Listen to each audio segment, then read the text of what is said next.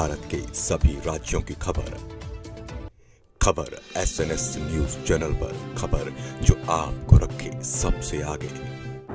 नमस्कार, आप देख रहे हैं खबर SNS टीवी। मैं हूं आशीष पटेल। महाराष्ट्र के भंडारा जिले में भारी बारिश के कारण रुक्मिणी नगर, शिवनगरी, वैशाली नगर, तुलसी नगर, खात रोड भंडारा में बारिश का पानी घुस गया है। कई बार प्रशासन को बयान देने के बाद भी उन्होंने इसे नज़रअंदाज किया, इसलिए उन्हें खात रोड पर चक्का जाम करना पड़ा। आइए दिखाते हैं हमारे संवाददाता की एक खास रिपोर्ट।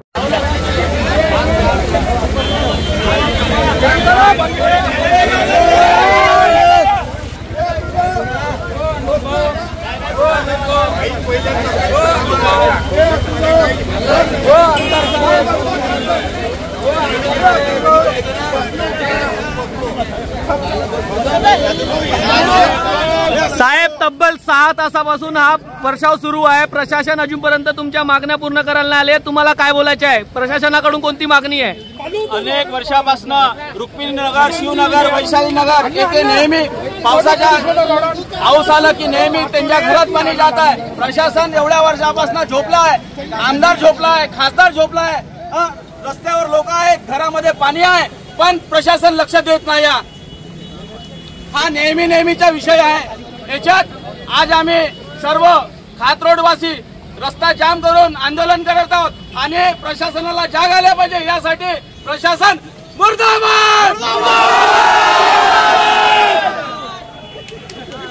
बघू शकता तुम्ही खात रोडचे हाल। खात रोडवर दरवर्षी असाच पाणी येतो आणि या पद्धतीने पाणी लोकांच्या घरात घुसतो। ते स्थानिक रहिवासी आमच्याशी काही स्थानिक प्रशासन याच्यामध्ये असफल ठरलेली आहे। कोणतीही स्थानिक प्रशासन मदत करत नाही, येऊन फक्त फालतूचे इथे काही स्थानिक रहिवासी आहेत त्यांच्याकडून आपण प्रतिक्रिया जाणू। साहेब, तुमच्या घरामध्ये पाणी गेलेलं आहे, मागील शनिवारी पण आपल्या घरात पाणी गेलेलं होतं। तुमचं प्रशासनाकडून काय बोलणं आहे? आतापर्यंत नेहमीच इथं पाणी जात आहे। इतक्यांदा निवेदन देऊन सुद्धा प्रशासनाने कायदा केला, लोकप्रतिनिधी कायदा करत आहेत। त्याच्यामुळे आज आम्ही पूर्ण निषेध करत आहोत आणि आज हा पूर्ण चक्काजाम करण्यात येणार आहे। खात रोडवर दरवर्षीप्रमाणे यंदाही पाणी लोकांच्या घरात गेलेलं आहे। तुम्ही बघू शकता बरेच लोकांनी गर्दी केलेली आहे आणि काही आपले सहकारी लोकांनी रस्ता जाम करून आपल्या काही मागण्या केलेल्या आहेत। त्याच्यातले रहिवासी डॉक्टर तोमर यांच्या घरामध्ये पण पाणी गेलेलं आहे, त्यांची प्रतिक्रिया जाणू। ये यहाँ पे पिछले 5 साल से पानी जा रहा है। यहाँ के खासदार आमदार, ये खासदार आमदार दोनों भी यहाँ पे आते हैं, आश्वासन देते हैं और चले जाते हैं। यहाँ के सीओ ने आके, यहाँ के कलेक्टर कदम साहब थे, वो भी यहाँ पे आए थे। उन्होंने पूरा यहाँ का नियोजन करके देते बोले, वो उसकी ट्रांसफर हो गई, फाइल क्लोज हो गई। अब आगे लगता है कि ऐसे ही सहना पड़ेगा।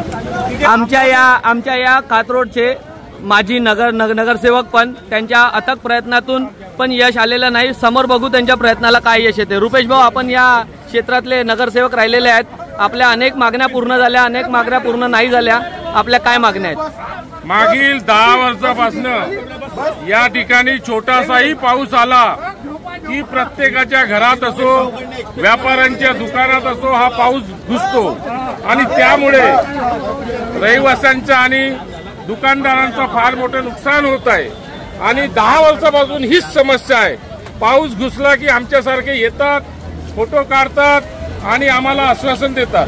कलेक्टर येतो, कलेक्टर 1.5 वर्षानंतर त्याची बदली होते आणि तो कुठलेही नियोजनबद्ध रीतीने वैशाली नगर असो, रुक्मिणी नगर असो, शिवनगरी असो, माळा कॉलनी असो किंवा खात रोडच्या कुठलाही परिसर असो, नियोजनबद्ध रीतीने पाणी काढण्यासाठी कुठलाही प्रयोजन करीत नाही।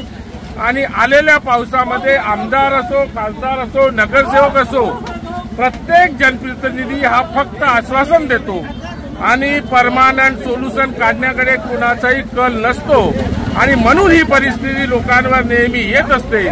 आमची सर्व प्रशासनाला नम्र विनंती आहे की त्यांनी पावसाळा संपल्यानंतर या लोकांसोबत बसून या ठिकाणचं पाणी कसा निघेल यावर परमानंट सोल्युशन काढण्यासाठी हिरिरीने प्रयत्न केला तरच लोकांचे जीवन आयुष्य वाचू शकते आणि व्यापाऱ्यांचा जो काही नुकसान होतो, लोकांचा जो काही नुकसान होतो त्याचा पंचनामा पाऊस गेल्याबरोबर होते आणि दरवर्षी 525 रुपये आम्हाला मिळतात आणि 5,25,000चं नुकसान या ठिकाणी होत असतो।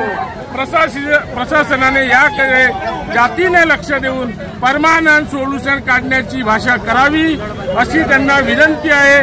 525 रुपये देण्यापेक्षा नेहमीसाठी हा प्रयत्न सोडवावा अशी नम्र विनंती प्रशासनाला आम्ही करीत आहे।